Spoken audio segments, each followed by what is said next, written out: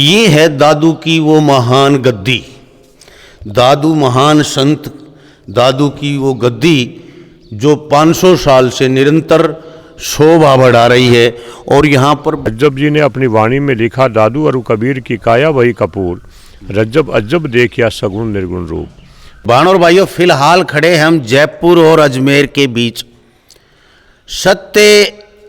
सत्यराम जिसको बोलते हैं, दादू, महान संत दादू की नगरी, जहाँ पर उन्होंने महाप्रयाण किया था, जहाँ पर अंतिम विश्राम स्थल उनका है। और इसी से पूरे विश्व में शाखाएं हैं। यहाँ से ही ये अकबर के समय का बना हुआ 101 एकड़ में, 47 एकड़ में तो सिर्फ इसकी बिल्डिंग बनी हुई है। इतना बड़ा है कि यहाँ 2-3 दिन लगातार घूम के भी वीडियो बनाऊं तो भी कम पड़ेगा। मेरे दाहिने साइड है बहुत ही सुंदर बावड़ी तालाब, बहुत विशाल तालाब, और हिंदू मुस्लिम सिख ईसाइयों की धार्मिक एकता का प्रतीक, जिसके एक तरफ दादू का आश्रम है, दूसरी तरफ बहुत ही विशाल जामा मस्जिद है, और एक तरफ गुरुद्वारा है। इसके बीच में बहुत बड़े बड़े मंदिर बने हुए हैं। तो यहाँ पर ये संगम देखने वाला है कि सभी धर्मों की संस्कृति एक है। ये सामने ही एक बहुत प्राचीन जो बनी हुई छतरी, उसी के अंदर दादू जी का फोटो लगा है, और चरण पादुकाएं जैसे चरणों की मूर्ति होती है वो लगी हुई है। और ये जो मुख्य द्वार है, गरीबदास जी महाराज के समय का है। 1665 में इसको जहांगीर ने बनवाया था। 1665 में जहांगीर ने बनवाया था। सत्यराम साईं दरबार का मुख्य द्वार जो है, ये पुराना, सबसे पुराना जो है, ये देखिए, ये 1665 में बनवाया था। इसका जो प्राचीन पत्थर है वो, उसकी जगह नया पत्थर लगा दिया गया है। ये जो पुराना प्राचीन पत्थर था वो टूट गया बता रहे हैं, ये नई लिखित में है। और आइए अब अंदर लिए चलता हूँ। 47 एकड़ में बना हुआ है ये मंदिर, ये आश्रम, इसको कुछ भी कह सकते हैं। और ये खेजड़ा के नाम से, खेजड़ा जी के नाम से, ये देखिए श्री दादू मंदिर इधर से सोनेरी अक्षरों में लिखा है, सोने के जैसे अक्षरों में चमक रहा है। और ये बहुत पुराना ऐतिहासिक है, बहुत बड़ी बड़ी चीज़ें बनी हुई। वैसे तो ये श्री खेजड़ा जी महाराज है यहाँ पर। और ये सारा लंबा बहुत आगे तक चला गया महल, बहुत पुराना महल है। और इधर मैं आपको दिखाऊंगा श्री दादू जी का मंदिर। ये देखिए भाई, अति विशाल, बहुत ही सुंदर। तो यहीं से पूरे भारत में शाखाएं हैं। भवानी खेड़ा में दादू नगरी बोला जाता है, भवानी खेड़ा को। और सांवड़ में है, रानीला में है, हिसार में है, पता नहीं हरियाणा में बहुत से दादू के स्थान हैं। और उन्हीं स्थानों में ये प्रसिद्ध स्थान है। और ये बड़े बड़े जो श्लोक हैं दादू जी के, वो लिखे हुए हैं यहाँ पर। नित्यानंद सिजदा करे बड़ी भेंट है भाव। ये देखिए, इसमें लिख रखा है, परशुराम दादू चला मिला निरंजन जाए, जगत अंधेरा हो गया सूरज गया छिपाए। ये देखिए, बहुत ही सुंदर ये दादू मंदिर स्वर्ण अक्षरों में लिखा है ये देखिए। तो आइए मैं अंदर लिए चलता हूँ इनको। संगमरमर के पत्थरों से बना हुआ ये बहुत ही प्राचीन 500 साल पुराना तो ये मंदिर है। और इसके अंदर लिए चलता हूँ मैं। ये है दादू की वो महान गद्दी, दादू महान संत, दादू की वो गद्दी जो 500 साल से निरंतर शोभा बढ़ा। नक्शा नक्शी की गई है भाई नारायणा में। ये देखिए, बहुत ही सुंदर सजावट की गई, छतों पर भी, दीवारों पर भी। और राजे महाराजाओं के समय का जो ये है, संगमरमर के पत्थर से बना है सारा ये विशाल जो हॉल है, और इसी हॉल में सामने दादू जी की हाँ, ये देखिए, ये यहाँ पर रखा है ग्रंथ, महान ग्रंथ दादू जी की वाणी। इन्हीं की पूजा, इन्हीं की अर्चना की जाती है। इन्हीं से संतों के द्वारा प्रचलित आज 20वें गद्दी के पीठाधीश्वर यहाँ पर बैठे हैं। 19 पीठाधीश्वर पहले हो चुके हैं और यहाँ पर, और ये बहुत ही सुंदर रचनात्मक संगमरमर से बना हुआ पूरा छत, सब कुछ अति सुंदर। और यही दादू जी का ग्रंथावली रखने का ये जो है, ये देखिए, तो यहाँ पर दादू जी के दोहे, दादू जी की रचना जो है वो लिखी हुई है सभी। ये देखिए, बहुत ही सुंदर और अति प्राचीन घड़ी। ये स्वामी मनीराम जी द्वारा रानीला द्वारा समर्पित की गई है। ये कौन से सन में की गई है ये पता नहीं, लेकिन बहुत पुरानी घड़ी है ये, बहुत पुरानी। तो ऐसी बहुत सी हजारों और 47 एकड़ में बना हुआ है। ये सारी चीज़ें मैं आपको दिखाऊंगा। और आइए अभी नीचे चलते हैं मंदिर से। ये भजन की गुफाएं बनी हुई हैं अलग अलग, और मकडाना के पत्थर से बन रही है। ये सारा मकडाना का पत्थर लगा हुआ है। ये बहुत ही कसीदाकारी की जा रही है, यहाँ पर निर्माण कार्य चल रहा है। ये अब चल रहे हैं हम आगे की तरफ। बहुत लंबा चौड़ा विशाल प्रांगण है, बीच में ये धर्मशालाएं, रूम बने हुए हैं। और ये जो पानी की टंकी दिखाई दे रही है स्पेशल आश्रम के लिए बनी हुई है भाई। ये देखिए, पूरे आश्रम में पानी सप्लाई होता है, यहाँ से स्पेशल है ये टंकी एक। और ये गेट भी 350 साल पुराना है, ये दिखाई दे रहा है आपको। और इस दरवाजे के अंदर से होते हुए हम गुफा की तरह दूसरी तरफ जाएंगे और वहाँ भी आपको दिखाएंगे। इस गुफा के द्वारा आगे चल के इसके अंदर और ताले लगे हुए हैं पुराने पुराने। ये देखिए द्वार हैं, ये इसके अंदर पता नहीं क्या क्या छिपा होगा। और ये देखिए, ये पुरानी बिल्डिंग है। और ये देखिए, हाँ, तो मैं आपको दर्शन करवाता हूँ। ये पूरा विशाल प्रांगण है। पीछे की तरफ आए हम, और यहाँ सामने ही जो पीठाधीश्वर हैं, अभी गद्दी पर विराजमान हैं, उनके महंत जी से मिलवाऊंगा आपको। और ये देखिए, 47 एकड़ थोड़ा नहीं होता भाई। 47 एकड़ में बड़े पुरानी बिल्डिंगें टूट टूट के, ये पुरानी बिल्डिंगें थी, तोड़ के नई बिल्डिंगें बनाई जा रही हैं। पुरानी बिल्डिंगें थी, प्योर पत्थर लग रहा है मकडाना का सारा। ये देखिए, और यहाँ पर ये नई बिल्डिंग दादू राम सत्यराम, ये रसोई है भाई। यहाँ पर बहुत पुरानी बिल्डिंग है ये। और ये मुख्य रसोई है, यहाँ पर भंडारा जिसको बोलते हैं वो है ये। और यहाँ पर सदावर्त चलता रहता है हमेशा भंडारा, 24 घंटे। गरीबों अमीरों कोई भी हो, सबके लिए ये रसोई है। अंदर से चारों तरफ से बंद, बिल्कुल साफ़ सफाई का बहुत ध्यान रखा जाता है यहाँ पर। अभी भी देखिए सफाई हो रही है। और यहाँ पर हिंदू, मुस्लिम, सिख, ईसाई सभी धर्मों के लोग मिलकर बांट के खाते हैं, सभी आपस में बनाते हैं। और ये बैठे हैं पीठाधीश्वर फिलहाल 20वें, इन्हीं के से आपसी बातें करवाएंगे अभी।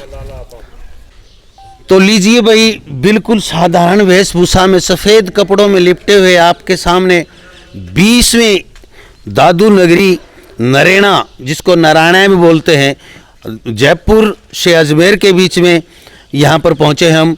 और उनके महंत जी बैठे हमारे पास, गोपाल दास जी। और ये 20वें पीठाधीश्वर हैं यहाँ के। और पीठाधीश्वर क्या अपने आप को सेवक कहते हैं। और यहाँ पर सौधार्य देखिए कि भाई आपस के भाईचारा, प्रेम, स्नेह, हिंदू, मुस्लिम, सिख, ईसाई किसी भी धर्म का हो, कोई धर्म की मान्यता नहीं है यहाँ पर। यहाँ हर धर्म समान से जो, यहाँ इंसानियत का धर्म देखा जाता है। और उसी के तहत यहाँ विशाल भंडारे चलते रहते हैं लगातार। और हरियाणा में, राजस्थान में, गुजरात में कहाँ कहाँ इसकी ब्रांचें हैं, कहाँ से चल के कैसे दादू जी यहाँ आए और कैसे हरियाणा में गए, कैसे ब्रांचें खुली, सारी चीज़ें गुरुजी से पूछेंगे और इनसे बातें करेंगे। तो सबसे पहले तो जी मेरा प्रणाम सत्यराम। सत्यराम जी, तो सबसे पहले तो सर मैं पूछना चाहूँगा कि ये करीब 500 साल पुराना बता रहे, इसका इतिहास क्या है, थोड़ा सा मेरे दर्शकों को थोड़े से। दादू जी महाराज यहाँ 1654 में पधारे थे और वो भी नारायण सिंह खंगारोत नारायणा के राजा थे। उनको लेकर के आए और यहाँ 6 वर्ष ही उन्होंने साधना की और यहीं उनका महाप्रयाण हो गया। अच्छा। महाप्रयाण से पहले हिंदू मुस्लिम शिष्य थे, उन्होंने दादू जी महाराज से पूछा कि आपके शरीर का हम क्या करें, क्योंकि हिंदू तो कहते थे कि हम जलाएंगे, जलाते हैं हाँ। और मुस्लिमों में गाड़ते हैं। हाँ। इसलिए फिर दादू जी महाराज ने कहा, हरि भज साफल जीवना पर उपकार समाए, दादू मरना तहाँ भला जहाँ पशु पक्षी खाए। हरि का भजन कर ले जीवन सफल हो जाए, नहीं हुआ तो परोपकार कर ले, वो भी नहीं हुआ तो मरना वहीं अच्छा जहाँ जीव जंतु पेट भर ले। पेट तो भर ले। तो यहाँ से 15 किलोमीटर दूर बहराना पहाड़ी है, जंगल है और वहाँ उनके शरीर को रखा गया। रखने के बाद में जब वापस आने लगे तो रज्जब जैसे मुस्लिम शिष्य ने वापस मुड़ करके देखा तो वो शरीर वहाँ नहीं मिला। रज्जब जी ने अपनी वाणी में लिखा, दादू और कबीर की काया वही कपूर, रज्जब अज्जब देखिया सगुण निर्गुण रूप। दादू जी को मैंने आंखों से देखा लेकिन वापस मुड़ करके देखा तो नहीं मिले। जिस प्रकार से कपूर होता है, चौकोर है, टिकिया है, गोल है, उड़ जाता है, उसी प्रकार से रज्जब ने वापस कहा वाणी में कि जोनी से आया नहीं मरना किस विध होए, रज्जब ऐसे सतगुरु कोटि मध्य कोई, जो आया ही नहीं जाएगा कहाँ। यानी जन्म नहीं हुआ था इनका? नहीं, साबरमती में कमल पुष्प में बहते हुए आए थे। नागर लोदीराम ब्राह्मण ने उनको पाला पोसा और उसके बाद में जो है वो राजपूताना क्षेत्र जो राजस्थान आज का है, वहाँ अजमेर ज़िले के करडाला में साधना की। उसके बाद में सांभर के बाद आमेर में, आमेर के बाद में फिर अकबर बादशाह के वहाँ राजा भगवत सिंह जी के मार्फत गए थे। 40 दिन तक ज्ञान चर्चा रही और वापस आते समय अकबर ने स्तुति की, दादू अल्लाह नूर है, दादू नूर खुदाए, दादू मेरा पीव है, कहे अकबर शाह। फिर आते वक्त जो है आमेर के राजा भगवत सिंह जी ने कहा कि आप मेरे यहाँ रुके, वहाँ भी नहीं रुके। नारायणा के शासक नारायण सिंह खंगारोत जो थे, क्या कृपा की कि वो उनको यहाँ ले आए। महाप्रयाण के बाद में ये आबादी दादू द्वारा वास्ते 101 बीघा ज़मीन उस समय दी, तो आज अद्यावधि भी स्थित है। गुरु शिष्य परंपरा है और गुरु शिष्य परंपरा में जो भी प्रधान शिष्य होता है वो उनका अधिकारी होता है और अभी तक 19 हो चुके हैं और 20वां सेवादार का नंबर है। तो 21वां भी तैयार हो चुका होगा आपकी नज़र में? हाँ बिल्कुल हो चुका। हाँ? बता नहीं रहे हैं अभी, लेकिन 21वां तैयार हो चुका है। जी हाँ जी, जी हाँ, क्योंकि संत बताते नहीं, वही लिख के छोड़ जाते हैं कि 21वां वो है उत्तराधिकारी, क्योंकि देखते हैं, परखते हैं, जांचते हैं। ऐसे ही गद्दी थोड़ी दे मिल जाती है कोई गद्दी, बड़ी मेहनत से, बड़ी कमाई करने वाले को, नेक कमाई करने वाले को, परमात्मा की कमाई करने वाले को मिलती है, जो सबका साथ, यानी कि सभी को एक साथ लेके चल सके। तो यहाँ पर ये जो पुराना जो अभी देख के आए हम, तो ये जहांगीर ने बनवाया था या अकबर ने? दरवाजा जहांगीर ने बनवाया। उनके उस समय की तत्कालीन शिलालेख वगैरह मौजूद हैं। जी। अच्छा, उसके बाद यहाँ पर राजा महाराजा आते रहते होंगे? हाँ, आते रहे। 1773 में सिखों के 10वें गुरु गोविंद सिंह जी महाराज पधारे। अच्छा जी। जहांगीर भी 1665 में आए और समय समय पर अनेक जो है आवागमन रहा। जी। तो यहाँ पर कहते हैं कि श्रीमती इंदिरा गांधी जी भी आई थी। हाँ, सन 17 मई 80 को प्राइम मिनिस्टर इंदिरा गांधी भी आई। सन 2006 को सोनिया गांधी भी आई। जी जी। और कोई प्रधानमंत्री या और कोई ऐसा कोई नेता, मुख्यमंत्री तो आते रहते होंगे? हाँ जी जी जी, राजस्थान के मुख्यमंत्री तो आते जी रहते होंगे। चलो, बहुत अच्छी बात है। तो आप क्या संदेश, मैं एक बात पूछ रहा हूँ, हरियाणा के अंदर और जहाँ भी धाम है, इनका जन्म स्थान अहमदाबाद में है? हाँ, दादू जी महाराज का अवतरण अहमदाबाद से साबरमती में है और उनकी शिष्य परंपरा में पूरे देश में स्थान बने। लगभग हरियाणा में मुख्य धाम, हरियाणा में भी है, सिया में है, बुआनी खेड़ा में है, रानीला में है, भिवानी में है, कलानौर में है। उनके शिष्य प्रशिष्य होते रहे। जी जी। तो राम स्वरूप दास महाराज जी ने स्थापना की थी शायद वहाँ पर बुआनी खेड़ा में। बाबा राम स्वरूप दास जी हरियाणा में 3 स्थान हैं उनके। कहीं रामरूप बाबा बोलते हैं, कहीं राम स्वरूप बाबा बोलते हैं। तो उनके 3 स्थान जो है हरियाणा में मौजूद हैं, बुआनी खेड़ा में, सीहा में और एक और अलवर के पास में है। और सभी जगह कार्यक्रम होते रहते हैं, हम भी उनमें प्रतिवर्ष जाते हैं।